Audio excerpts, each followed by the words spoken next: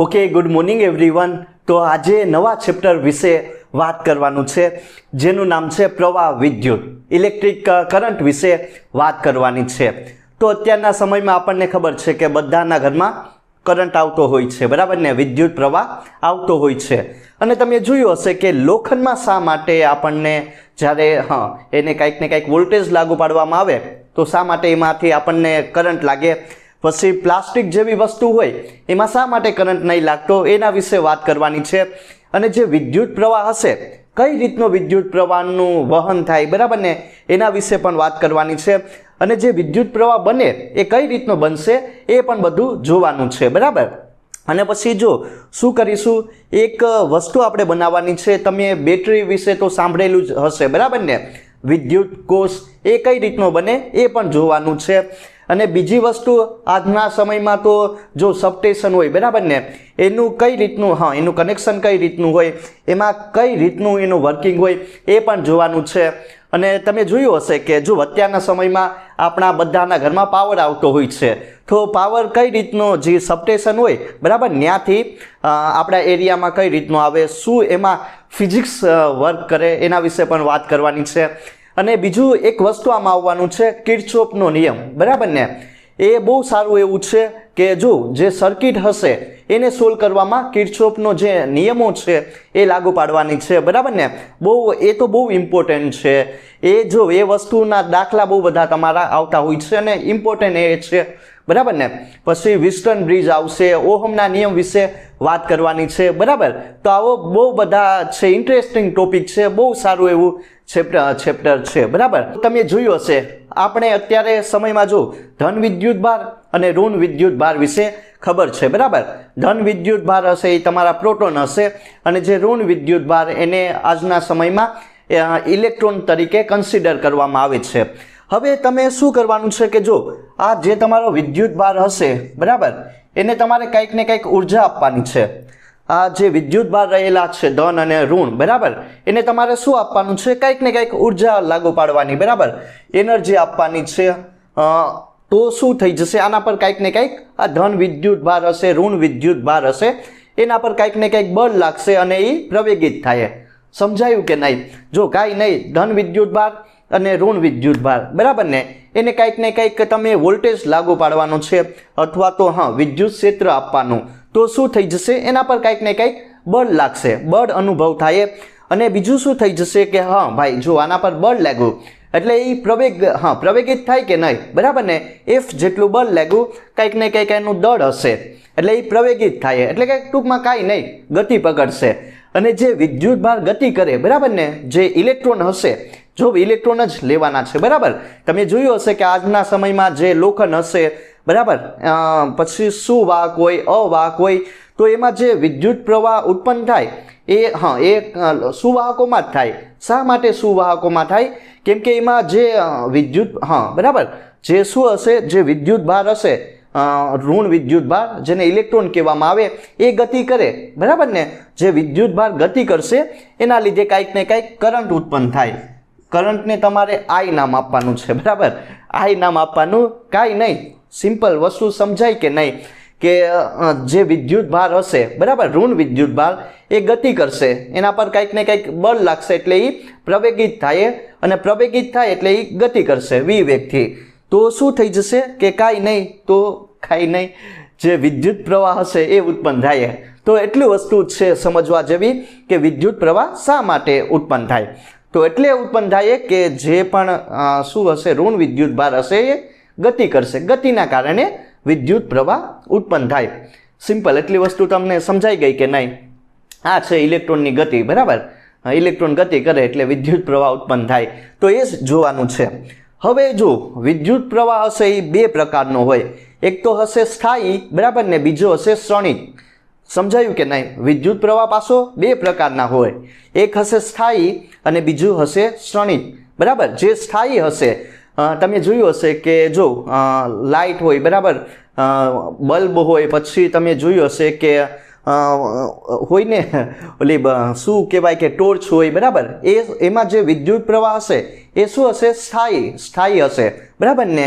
અને જે વીજળી થાય આજના સમયમાં, પછી લાઇટનો ઝબકારો થાય, એમાં જે વિદ્યુત પ્રવાહ હશે એ ક્ષણિક હશે, એક સમય માટે હશે, બરાબર, સ્થાયી જે હોય, બરાબર ને. અત્યારના સમયમાં આપણા ઘરમાં જે લાઇટ ને આવે ને એ બધું શું હશે તો કે એમાં જે વિદ્યુત પ્રવાહ રહેલો એ સ્થાયી હશે, બરાબર ને.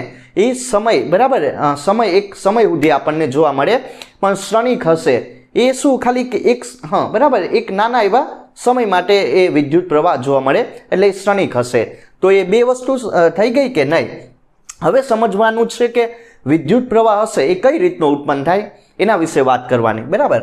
તો જો કાંઈ નહીં, આ ટાઈપનું એક તમારે નળાકાર લેવાનો. સમજાયું કે નહીં? મેં શું કર્યું કે જો ઇલેક્ટ્રોન હશે, વિદ્યુત પ્રવાહ કઈ રીતનું ઉત્પન્ન થાય? કાંઈ નહીં, ઇલેક્ટ્રોન હશે એ ગતિ કરે એટલે વિદ્યુત પ્રવાહ ઉત્પન્ન થાય. તો આ ટાઈપનો તમારે એક નળાકાર લેવાનો છે, બરાબર. નળાકારનું કંઈક 8 છેદનું ક્ષેત્રફળ હશે એ જેટલું. આ શું હશે? તમારો સુવાહક નળાકાર હશે કે જેમાંથી ઇલેક્ટ્રોન હશે એ આરામથી પસાર થાય, બરાબર ને, ગતિ થાય ઇલેક્ટ્રોનની. તો આમાં શું રહેલા હશે? તમારા કંઈક ને કંઈક ઇલેક્ટ્રોન રહેલા હશે કે નહીં, બરાબર. તો આને શું કરવાનું છે? વોલ્ટેજ સાથે કનેક્શન આપી દેવાનું, બરાબર. 20 વોલ્ટની બેટરી સાથે આનું કનેક્શન આપી દેવાનું. હવે શું થઈ જશે કે જે આમાં જે પણ ધન વિદ્યુતભાર રહેલા ઇલેક્ટ્રોન રહેલા એ ગતિ કરશે. સમજાયું કે નહીં?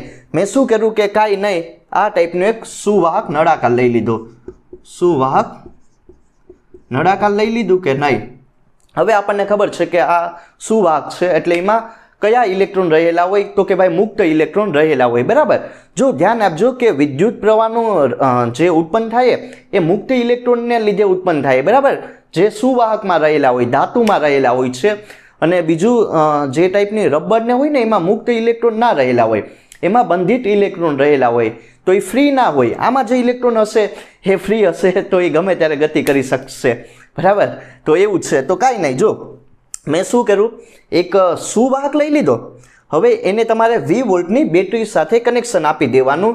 હવે કંઈક ને કંઈક એ જેટલું વિદ્યુત ક્ષેત્ર મેં લાગુ પાડ્યો આ દિશામાં, બરાબર. એ જેટલું વિદ્યુત ક્ષેત્ર લાગુ પાડ્યો આ દિશામાં. આ પ્લસ પ્લસ હશે આ ભાગ, ના તમારો માઇનસ માઇનસ હશે, બરાબર. શું કર્યું? એક મેં નળાકાર લઈ લીધો, એનું 8 છેદનું ક્ષેત્રફળ એ જેટલું હશે. અને બીજું, બરાબર, એક સાઈડ તમારો પ્લસ વિદ્યુત ભાર રહેલો, આ સાઈડ નાયા તમારો માઇનસ વિદ્યુત ભાર રહેલો. હવે એ જેટલું વિદ્યુત ક્ષેત્ર આ દિશામાં લાગુ પાડ્યું. તો હવે જે ધન ઇલેક્ટ્રોન હશે, ધન ઇલેક્ટ્રોન શું, જે ધન વિદ્યુત ભાર હશે, બરાબર, એ કઈ દિશામાં ગતિ કરશે? જે ધન વિદ્યુત ભાર હશે એને આપણે કહી દઈએ આ દિશામાં, બરાબર. પ્લસ પ્લસ જે વિદ્યુત ભાર હશે એ આ દિશામાં ગતિ કરશે.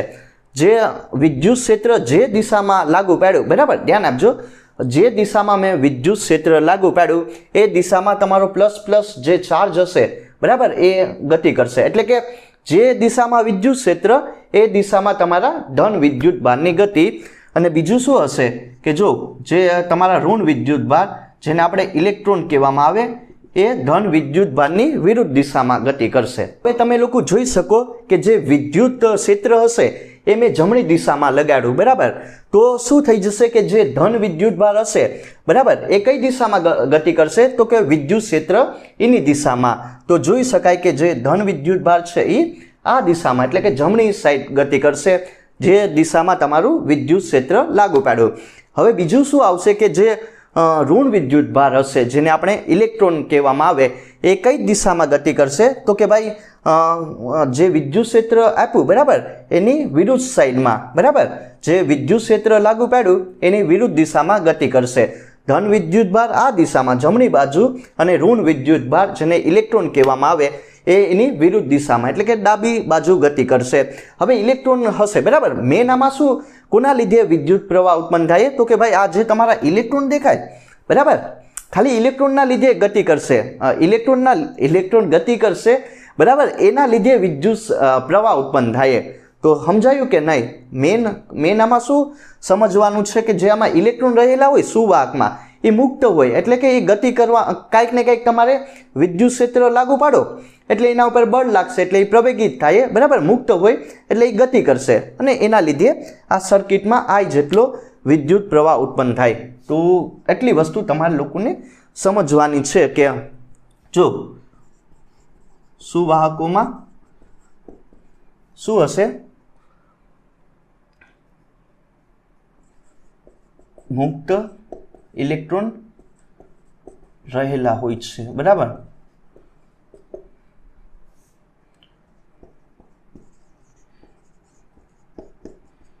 ઈ જેટલું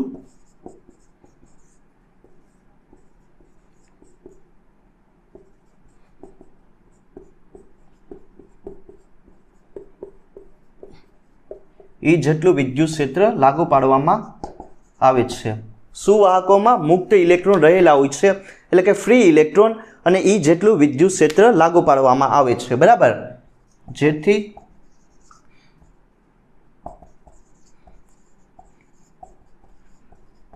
પ્લસ એટલે કે ધન વિદ્યુત ભાર એ કઈ દિશામાં ગતિ કરશે,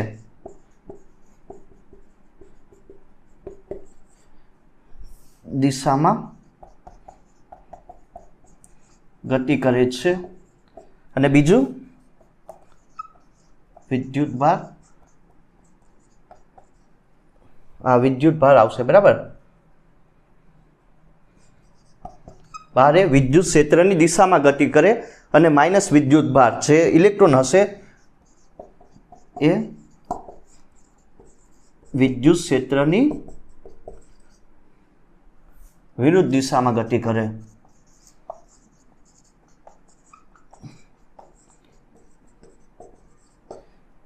એટલી વસ્તુ તમે લોકો સમજી ગયા હશે. કાંઈ નહીં, જો બીજી વસ્તુ પણ અહીંથી સમજી શકાય કે જે સાઈડ તમારો પ્લસ, હા બરાબર ને, જો આ કંઈક ને કંઈક આ મેં આર ત્રિજ્યાવાળી કંઈક ને કંઈક ક્ષેત્રફળ લગાડી દીધું નળાકારમાં, એટલે જ આ વિદ્યુત ક્ષેત્ર ઉત્પન્ન થયું.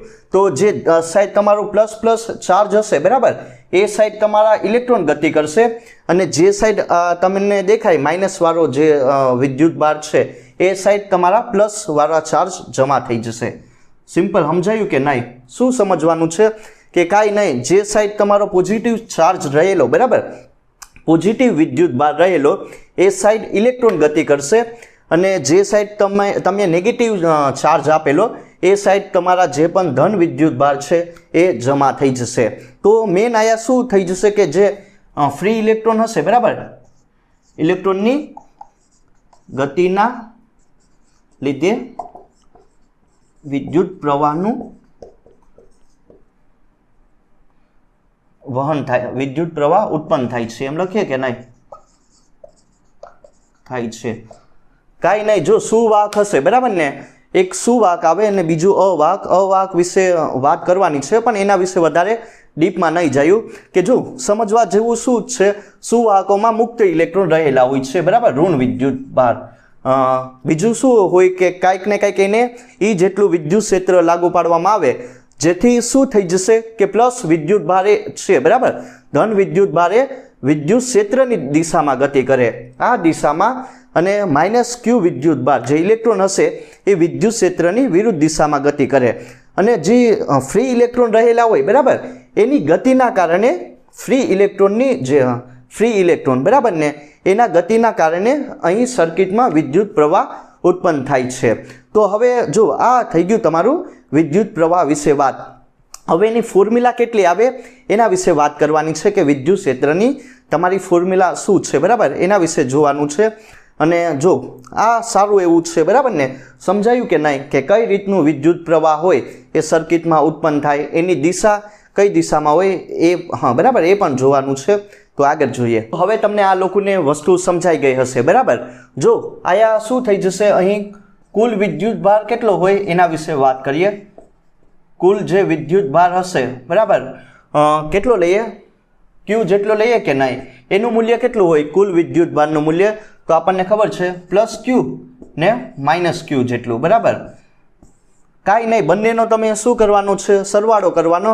તો જે કુલ વિદ્યુત ભાર હશે, બરાબર, એક તો ધન વિદ્યુત ભાર ને એમાંથી કયો વિદ્યુત ભાર બાદ કરવાનો, બરાબર, ઋણ વિદ્યુત ભાર, જેનું મૂલ્ય, હા જો આનું મૂલ્ય ધન હશે, બરાબર ને, પ્લસ વિદ્યુત ભારનું, અને જે અહીંયા માઇનસ વિદ્યુત ભાર છે જે ઇલેક્ટ્રોન છે, બરાબર, એનું મૂલ્ય ઋણ છે. આ વસ્તુ તમને સમજાઈ ગઈ હશે કે કુલ વિદ્યુત ભારનું મૂલ્ય કેટલું હોય, બરાબર.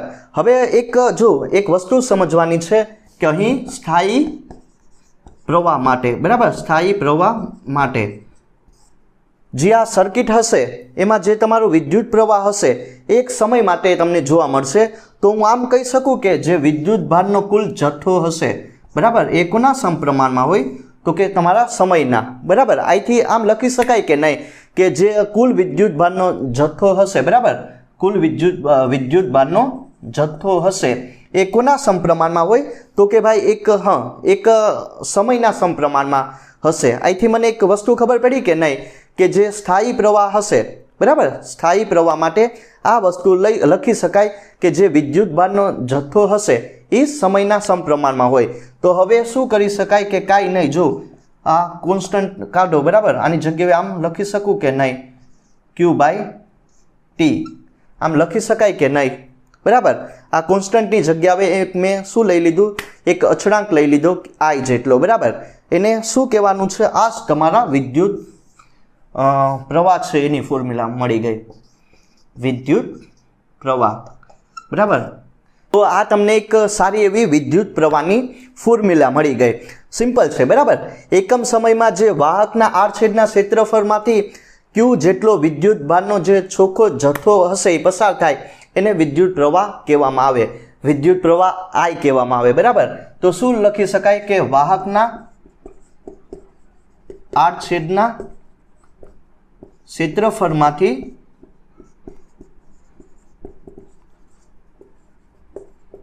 એકમ સમયમાં પસાર થતા વિદ્યુત ભારના ચોખ્ખા જથ્થાને, બરાબર,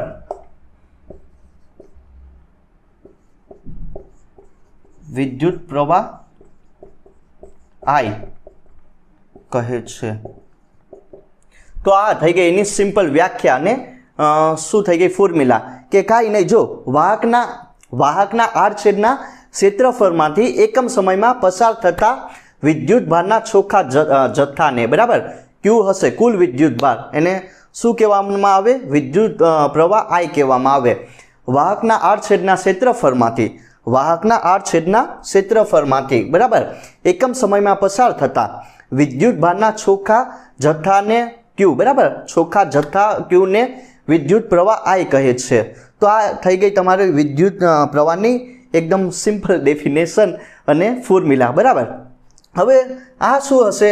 મેં તમને કીધું ને કે આ સ્થાયી પ્રવાહ માટે હશે, એટલે કે એક સમય, બરાબર, સમય સાથે નહીં બદલાય એમ કહી શકાય કે નહીં. સ્થાયી પ્રવાહ માટે શું કહી શકાય કે સ્થાયી પ્રવાહ માટે જે વિદ્યુત ભારનો જે ચોખ્ખો જથ્થો હશે એ સમય સાથે નહીં બદલાય, એટલે કે અચળ રહે, બરાબર. આ થઈ ગઈ તમારી સિમ્પલ વિદ્યુત પ્રવાહની વ્યાખ્યા અને બીજી એની ફોર્મ્યુલા. આનો એકમ શું બની શકે? એકમ કાંઈ નહીં, જો એક તો એમ્પિયર આવશે, એમ્પિયર, જેને એ વડે, બરાબર, સ્ટાન્ડર્ડ એકમ છે તમારો, એક તો એમ્પિયર આવશે અને બીજો એકમ શું બનાવી શકાય? વિદ્યુત ભારનો કુલમ હશે ને સમયનું સેકન્ડ, બરાબર, કુલમ પર સેકન્ડ. આ પણ એક સારો એવો એકમ બનાવી શકાય, એક એમ્પિયર ને બીજો કુલમ પર સેકન્ડ. સિમ્પલ આ વિદ્યુત પ્રવાહનો એકમ થઈ ગયો એમ્પિયર અને બીજો આવશે કુલમ પર સેકન્ડ. હવે મારે શું કરવાનું છે? આ એક એમ્પિયરની મારે ડેફિનેશન બનાવવી, બરાબર ને. એક એમ્પિયર વિદ્યુત પ્રવાહ કોને કહેવામાં આવે? અથવા તો એક કુલમ પર સેકન્ડ, બરાબર. એક એમ્પિયર વિદ્યુત પ્રવાહ કોના બરાબર હોય? તો કે કુલમ પર સેકન્ડ, બરાબર, એક કુલમ પર સેકન્ડ. તો કઈ રીતની આની શું બનાવવી, વ્યાખ્યા બનાવવી? તો સિમ્પલ ધ્યાન આપજો કે જો વાહકના આડછેદના ક્ષેત્રફળમાંથી એક સેકન્ડમાં પસાર થતા વિદ્યુત ભારનો જે ચોખ્ખો જથ્થો હશે એનું મૂલ્ય 1 કુલમ હોય, બરાબર, એનું મૂલ્ય 1 કુલમ હોય તો એ વિદ્યુત પ્રવાહને 1 એમ્પિયર વિદ્યુત પ્રવાહ કહેવામાં આવે છે. બુકમાં પણ થોડીક સારી એવી વ્યાખ્યા લખેલી હશે તો તમે ત્યાંથી જોઈ શકો, પણ આમ છે, બરાબર. 1 સેકન્ડમાં પસાર થતા વિદ્યુત ભારનો જે ચોખ્ખો જથ્થો હોય જેનું મૂલ્ય 1 કુલમ રાખેલું, બરાબર, 1 કુલમ અથવા તો એક આમ પણ કહી શકાય કે જો 1 સેકન્ડમાં વિદ્યુત ભારનો જે જથ્થો હશે જેનું મૂલ્ય 1 કુલમ જેટલું હોય જેને શું કહેવામાં આવે? 1 એમ્પિયર વિદ્યુત પ્રવાહ કહેવામાં આવે છે. 1 સેકન્ડમાં પસાર થતા વિદ્યુત ભારના જે ચોખ્ખા જથ્થાને જેનું મૂલ્ય 1 કુલમ હશે એને 1 એમ્પિયર વિદ્યુત પ્રવાહ કહેવામાં આવે. તો તમે જોઈ લેજો બરાબર, બુકમાં આ રીતનું આપેલું હશે. હવે બીજું શું હશે, જો આ એક તો સ્થાયી વિદ્યુત પ્રવાહ માટે સ્થાયી હશે એટલે કે જે વિદ્યુત ભારનો જથ્થો હશે એ સમય સાથે નહીં બદલાય, બરાબર, એ કોન્સ્ટન્ટ રહે, એટલે એ સ્થાયી પ્રવાહ માટે મેં બનાવ્યું.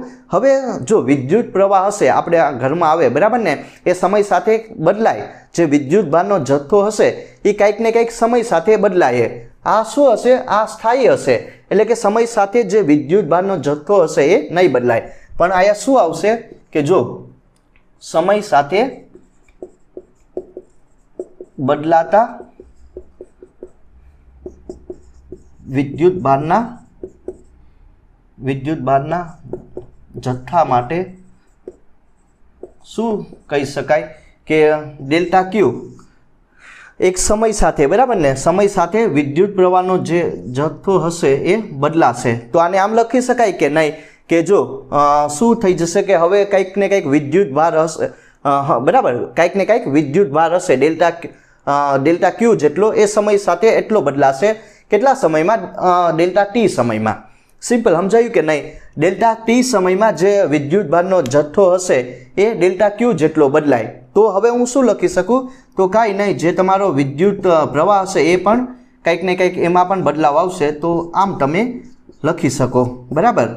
તો આ કોના માટે હશે, જો આ વ્યાખ્યા થઈ ગઈ, અરે આ તમારી ફોર્મ્યુલા થઈ ગઈ કે સ્થાયી વહન માટે, બરાબર, અથવા તો સ્થાયી પ્રવાહ માટે, સ્થાયી વિદ્યુત પ્રવાહના વહન માટે. પણ આ ફોર્મ્યુલા કોના માટે આવશે? અસ્થાયી જે પ્રવાહ મળે, બરાબર, એના માટે, અસ્થાયી પ્રવાહ માટે. આમાં શું હશે કે જે વિદ્યુત ભાર હશે એ સમય સાથે કોન્સ્ટન્ટ રહે, એ નહીં બદલાય, બરાબર. પણ આમાં શું આવશે કે જે વિદ્યુત ભારનો જથ્થો હશે એ સમય સાથે બદલાય. ડેલ્ટા ટી સમયમાં એમાં કેટલો બદલાવ આવે? ડેલ્ટા ક્યુ જેટલો, બરાબર. હવે એ કોન્સ્ટન્ટ નહીં રહેતો, હવે એ ફિક્સ નહીં રહેતો, કંઈક ને કંઈક એમાં બદલાવ આવશે. એટલે જો એમાં બદલાવ આવે તો સમજી લેવાનું કે જે વિદ્યુત પ્રવાહ હશે એના પણ મૂલ્યમાં તમને, હા, એ પણ મૂલ્ય હશે એ તમને કોન્સ્ટન્ટ નહીં જોવા મળે.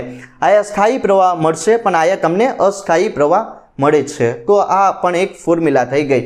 તો હવે આ થઈ ગઈ ભાઈ વાત વિદ્યુત પ્રવાહ વિશે, કે વિદ્યુત પ્રવાહની સિમ્પલ વ્યાખ્યા શું આવે, બરાબર, એની ફોર્મ્યુલા શું આવે, એનો એકમ શું આવે. અને મેં કીધું ને કે જો સુવાહક હશે, સુવાહક મતલબ કે જો બે આવે, સુવાહક આવે અને બીજું અવાહક આવે. સુવાહક ટાઈપનું, સુવાહક એટલે સિમ્પલ યાદ રાખી લેવાનું કે જેમાં તમને કરંટ લાગે, બરાબર, જે વસ્તુ હશે જેમાં તમને કરંટ લાગે એને સુવાહક કહેવાનું, અને જેમાં તમને કરંટ ના લાગે એને અવાહક કહેવાનું. સુવાહકમાં શા માટે કરંટ લાગે? જ્યારે તમે જો કોઈને કરવાનું નહીં પણ ખબર છે ને અમુક વસ્તુમાં તમને કરંટ લાગે, ધારો કે લોખંડ ટાઈપની વસ્તુ હશે જેને સુવાહકમાં કન્સિડર કરવામાં આવે, એમાં શા માટે તમને કરંટ લાગે? એમાં એટલે તમને કરંટ લાગે કે એમાં ફ્રી ઇલેક્ટ્રોન રહેલા હોય, મુક્ત ઇલેક્ટ્રોન રહેલા હોય છે, મુક્ત વિદ્યુત ભારો.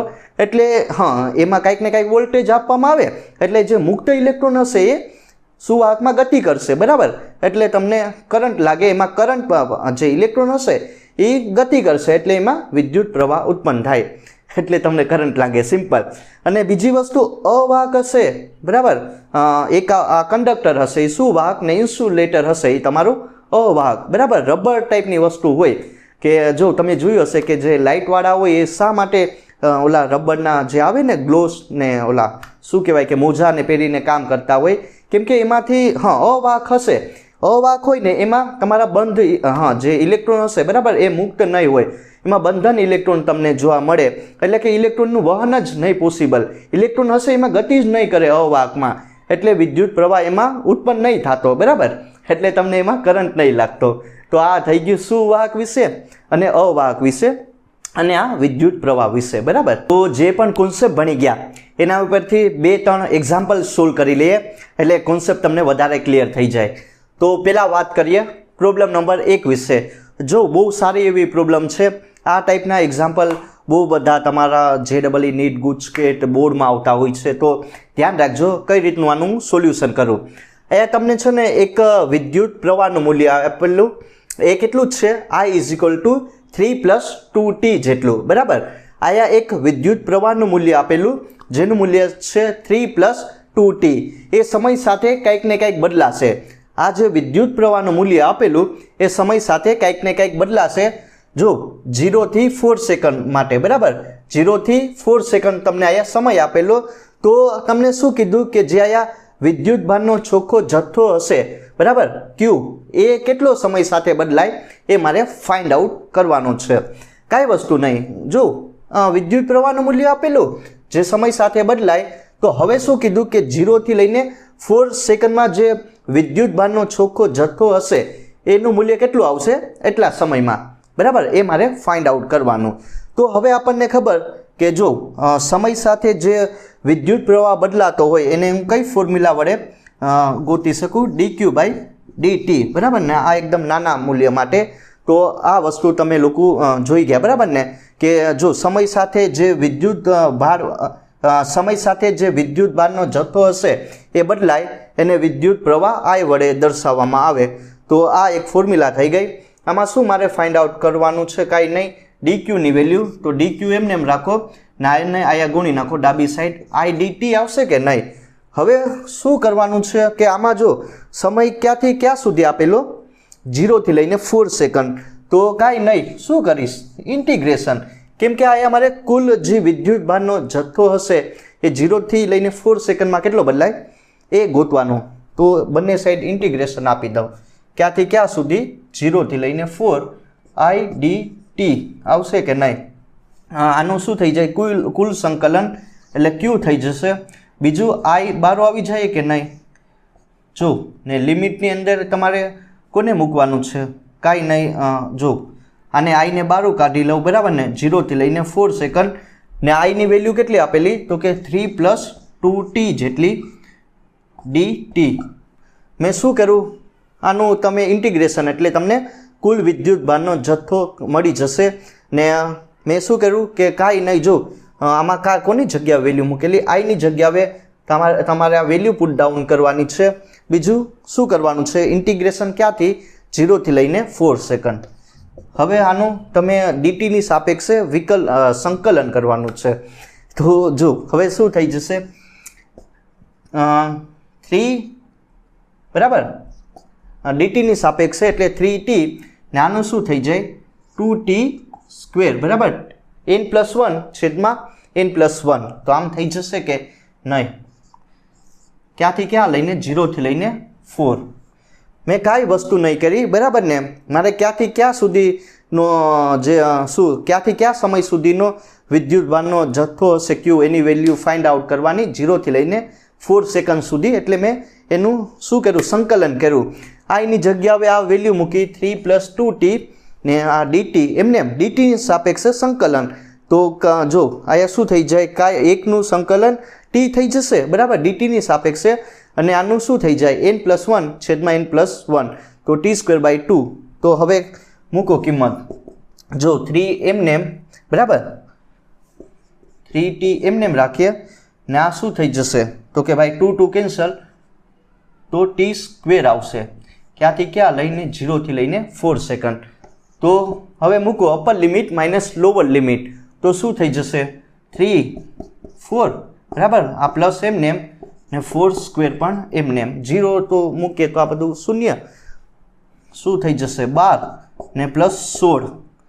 તો શું થઈ જાય 16 + 12 18 + 10 કેટલા થઈ જાય 28 કુલમ જેટલું વિદ્યુત ભારનો તમને ચોખ્ખો જથ્થો જોવા મળશે કે નહીં, બરાબર, કે સમય સાથે જો 0 થી લઈને 4 સેકન્ડમાં એટલા વિદ્યુત પ્રવાહના મૂલ્યમાં, બરાબર, બદલાવ આવતો હોય તો જે વિદ્યુત ભારનો ચોખ્ખો જથ્થો હશે એનું મૂલ્ય કેટલું મળશે તમને અહીંયા 28 કુલમ જેટલું. હવે વાત કરીએ પ્રોબ્લેમ નંબર 2 વિશે.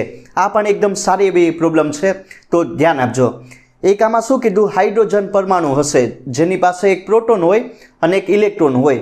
હવે ઇલેક્ટ્રોન હશે, બરાબર ને, એ આ ન્યુક્લિયસની ફરતે એટલે કે વર્તુળાકાર ગતિ કરશે v વેગથી, બરાબર.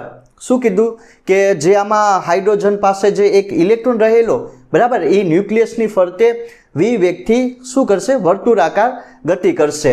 તો જો આયા જે આ ત્રિજ્યા આપેલી હાઇડ્રોજન પરમાણુ માટે એ કેટલી આપેલી 5.3 × 10⁻11 મીટર, અને જે આ ઇલેક્ટ્રોન હશે એનો વેગ તમને કેટલો આપેલો 2.2 × 10⁻6, 10⁶ મીટર પર સેકન્ડ, બરાબર, કે હાઇડ્રોજન પરમાણુમાં જે ઇલેક્ટ્રોન રહેલો હોય એ વર્તુળાકાર ગતિ કરે એટલા વેગથી અને એની ત્રિજ્યા આપેલી એટલી આપેલી. તો હવે જે શું થઈ જશે, ઇલેક્ટ્રોન હશે જે તમારો ઋણ વિદ્યુત ભાર છે એ ગતિ કરે, બરાબર ને, એટલે એ કંઈક ને કંઈક I જેટલો વિદ્યુત પ્રવાહ ઉત્પન્ન કરશે. તો હવે આ વિદ્યુત પ્રવાહ Iનું મૂલ્ય કેટલું હોય એ મારે ગોતવાનું છે, બરાબર ને. તો સિમ્પલ કઈ રીતના આને ફાઇન્ડ આઉટ કરવાનું, ધ્યાન આપજો. આપણને ખબર છે કે વિદ્યુત પ્રવાહ એ શું થઈ જશે, Q/T, બરાબર ને. મૂકી શકાય કે નહીં કે એકમ સમયમાં જે પણ વિદ્યુત ભારનો જથ્થો પસાર થતો હોય એને વિદ્યુત પ્રવાહ I કહેવામાં આવે. તો હવે I એમને અહીંયા જો આના માટે શું આવશે, E આવશે કે નહીં, બરાબર ને. અહીંયા જે તમારા વિદ્યુત ભારનું મૂલ્ય E હોય ને એ સમય T હોય. એટલી વસ્તુ તમને લોકોને સમજાઈ ગઈ હશે. હવે આપણને ખબર છે કે જો વર્તુળાકાર ગતિ હોય, બરાબર ને, વર્તુળાકાર ગતિ માટે એનો વેગ કેટલો હોય, તો એક તો પરિઘ આવશે છેદમાં એનો સમયગાળો, અથવા તો અહીંયા વર્તુળાકાર ગતિ માટે એનું અંતર કેટલું હોય, આખું સિમ્પલ એક આખું સર્કલ કેટલાનું હોય એના પરિઘ જેટલું 2πr જેટલું હોય કે નહીં, ને સમય આવશે T જેટલો. આ એકદમ ફોર્મ્યુલા 11માં તમે લોકો ભણી ગયા હશે, બરાબર. તો આ 2πr એમને એમ રાખો છેદમાં V, કાંઈ નહીં, જો I ની જગ્યાએ પુટ ડાઉન કરું E એમને એમ ને છેદમાં શું આવશે 2πr ને આ V, બરાબર, 2πr ને છેદમાં V આવશે. આ એમને એમ રાખો તો શું છેદનો છેદ અંશમાં, બરાબર ને 2πr. બસ હવે બધી વેલ્યુ પુટ ડાઉન કરવાની. આ સિમ્પલ છે, એટલી વસ્તુ તમને લોકોને ખ્યાલ આવી ગઈ હશે. આ એમને એમ રાખો, ઇલેક્ટ્રોનનું મૂલ્ય 1.6 × 10⁻19 કુલમ, વેગ કેટલો આપેલો મને 2.2 × 10⁶ આપેલું કે નહીં, 2 એમને એમ, બરાબર, 3.14 ને આ ત્રિજ્યા કેટલી આપેલી હાઇડ્રોજન માટે 5.3 × 10⁻11, બરાબર, 5.3 × 10⁻11 મીટર. તો આનું સિમ્પલ તમારે સોલ્યુશન કરવાનું છે એટલે એટલો તમને વિદ્યુત પ્રવાહ મળી જાય, બરાબર. તો મેં કાંઈ નહીં, જો મેન તમારી આ ફોર્મ્યુલા આવી ગઈ I = EV/2πr. તો એને તમે સોલ્વ આઉટ કરશો, બરાબર, તો તમને એટલું વિદ્યુત પ્રવાહનું મૂલ્ય મળશે, મિલી એમ્પિયર હશે, સ્મોલ m એટલે મિલી એમ્પિયર. તો કાંઈ નહીં, જો સિમ્પલ, જ્યારે હાઇડ્રોજન પરમાણુમાં એક ઇલેક્ટ્રોન રહેલો હોય, બરાબર ને, એ V વેગથી વર્તુળાકાર ગતિ કરતો હોય અને એને માટે ત્રિજ્યા એટલી આપેલી, વેગ એટલો આપેલો. હવે ઋણ વિદ્યુત ભાર છે ગતિ કરે, એ કેટલો વિદ્યુત ભાર કેટલો વિદ્યુત પ્રવાહ ઉત્પન્ન કરે 1.06 મિલી એમ્પિયર, એટલે કે 1.06 મિલી એમ્પિયર જેટલો એ વિદ્યુત પ્રવાહ ઉત્પન્ન કરશે. હવે વાત કરીએ પ્રોબ્લેમ નંબર 3 વિશે. આ પણ એકદમ સારું એવું પ્રોબ્લેમ છે, બરાબર ને. તો જો આમાં તમને વિદ્યુત પ્રવાહનું મૂલ્ય આપેલું એ સમય સાથે બદલાશે, બરાબર. I કેટલું આપેલું, I0 + α t જેટલું. એમાં જો જે I0 છે એનું મૂલ્ય 20 એમ્પિયર આપેલું ને આલ્ફા હશે એ કોન્સ્ટન્ટ હશે, એનું મૂલ્ય 3 એમ્પિયર પર સેકન્ડ આપેલું. અને જે શું કહી શકાય કે જે વિદ્યુત પ્રવાહ હશે, બરાબર, એ સમય સાથે બદલાવ આવશે. તો હવે મને શું આમાં ગોતવાનું કીધું કે 0 થી લઈને 10 સેકન્ડમાં જે વિદ્યુત ભાર હશે, બરાબર, એનું મૂલ્ય કેટલું આવે, અથવા તો 0 થી લઈને 10 સેકન્ડના સમયગાળામાં જે વિદ્યુત ભાર હશે એના મૂલ્યો એમાં કેટલો બદલાવ આવે, બરાબર, એ મારે ગોતવાનું છે. સિમ્પલ એનું મૂલ્ય મારે ફાઇન્ડ આઉટ કરવાનું. I આપેલું I0 + α t એ સમય સાથે કંઈક ને કંઈક બદલાશે, બરાબર ને. I0 20 એમ્પિયર આપેલું, આલ્ફા હશે કોન્સ્ટન્ટ 3 એમ્પિયર પર સેકન્ડ આપેલું. તો 0 થી લઈને 10 સેકન્ડના ગાળામાં, બરાબર, તમારો જે વિદ્યુત ભારનો જથ્થો હશે એનું મૂલ્ય કેટલું આવે એ મારે ગોતવાનું છે. તો કાંઈ નહીં, સિમ્પલ, આપણને ખબર છે કે જે વિદ્યુત પ્રવાહ હોય એ સમય સાથે બદલાય. તો હું આ ફોર્મ્યુલા યુઝ કરી શકું કે નહીં, dq/dt, બરાબર. સમય સાથે વિદ્યુત ભારનો જે જથ્થો હશે એ બદલાય તો આપણને વિદ્યુત પ્રવાહ Iનું મૂલ્ય મળે. તો આ આપણે શું કરવાનું છે, I dt, અહીંયા તમે ડાબી બાજુ ગુણી નાખો ને dq એમને એમ રાખો, dq I dt. મારે dq નું મૂલ્ય ફાઇન્ડ આઉટ કરવાનું છે. હવે એ સમય સાથે બદલાશે તો ઇન્ટિગ્રેશન કરું કે નહીં બંને સાઈડ, I dt. તો એટલી વસ્તુ તમને લોકોને ખ્યાલ પડી ગઈ હશે, બરાબર. સમય સાથે શું બદલાશે, કંઈક ને કંઈક વિદ્યુત પ્રવાહ હશે એ બદલાશે અને એ 0 થી લઈને 10 સેકન્ડમાં જે વિદ્યુત ભારનું મૂલ્ય હોય એ કેટલું આવે એ મારે ફાઇન્ડ આઉટ કરવાનું. એટલે મેં બંને સાઈડ શું કર્યું, ઇન્ટિગ્રેશન કરી નાખ્યું. તો આનું ઇન્ટિગ્રેશન શું થઈ જશે, ક્યુ કુલ વિદ્યુત ભાર, ને બીજું શું કરવાનું છે, આઈ પણ સમય સાથે બદલાય એટલે I0 પ્લસ આલ્ફા ટી ને આ dt એમને એમ રાખો, બરાબર, I0 પ્લસ આલ્ફા ટી. હવે કાંઈ નહીં કરવાનું, હવે શું કરવાનું છે કે I0, બરાબર, I0 આનું ઇન્ટિગ્રેશન કરો, 1નું શું થઈ જશે ટી ને આલ્ફા તો એમને ને આ ટીનું શું થઈ જાય, બરાબર, n+1 છેદમાં n+1 એટલે t²/2 જેટલું થઈ જાય કે નહીં. ક્યાંથી ક્યાં સુધી, 0 થી લઈને 10 સેકન્ડ. મેં કાંઈ નહીં, સિમ્પલ, જો ખાલી ઇન્ટિગ્રેશન જ કર્યું, બરાબર. આઈની મૂલ્ય મૂકેલું I0 પ્લસ આલ્ફા ટી. હવે જો I0, બરાબર, I0 એમને એમ ને કાંઈ ના હોય તો 1 હોય તો 1નું શું થઈ જાય ટી ને આલ્ફા એ કોન્સ્ટન્ટ હશે એમને એમ ને ટીનું શું થઈ જાય n+1 / n+1 તો t²/2. હવે શું કરવાનું છે, વેલ્યુ મૂકવાની, બીજું કાંઈ નહીં કરવાનું, બરાબર. I0 ને જો પહેલાં અપર લિમિટ મૂકો, અહીંયા શું આવશે તમારું 10 આવશે ને બીજું વેલ્યુ શું આવશે, બરાબર, આલ્ફા એમને ને આયા પણ 10² ને છેદમાં 2 ને આયા પણ આવશે ને t²/2, બરાબર. આ વસ્તુ તમને લોકોને સમજાઈ ગઈ હશે. કાંઈ નહીં, જો મેં શું કર્યું, I0 એમને એમ રાખો, ટીની ખાલી કિંમત મૂકેલું, ટીની જગ્યાએ તમારે 10 ને 0 નહીં તો 0 જ થઈ જાય, બરાબર. 10 આલ્ફા એમને એમ ને આયા 10² / 2, બરાબર. હવે I0 પણ આપેલા, એ કેટલા આપેલા 20 ને 10 પણ એમને એમ, આલ્ફાની પણ વેલ્યુ આપેલી ને કેટલી 3 આપેલી ને આ કેટલું થઈ જશે 100 / 2. સમજાયું કે નહીં? મેં ખાલી કાંઈ નહીં, જો લિમિટ મૂકેલી, બીજી વસ્તુ કાંઈ નહીં કરેલી. 20 × 10 ક્યુ કેટલા થઈ જાય 200 ના કેટલા 300, 300 ના શું થઈ જશે અડધા 150, તો આ શું થઈ જશે 350 કુલમ જેટલો વિદ્યુત ભારનો જથ્થો મળે, બરાબર. 200 + 100 + 50 કેટલા થઈ જાય 350. તો એટલો તમને શું મળશે, વિદ્યુત ભારનો જથ્થો મળશે. તો સિમ્પલ, જો વિદ્યુત પ્રવાહનું મૂલ્ય એટલું બદલાતું હોય સમય સાથે, જેમાં તમને I0 આલ્ફા ટીની વેલ્યુ આપેલી, તો હવે મને શું કીધું કે વિદ્યુત ભારનો જે જથ્થો હશે એનું મૂલ્ય કેટલું મળે 0 થી લઈને 10 સેકન્ડમાં, એમાં શું બદલાવ આવે, તો Q = 350 કુલમ જેટલું તમને એનું મૂલ્ય મળી જાય, બરાબર. તો આ વસ્તુ હતી.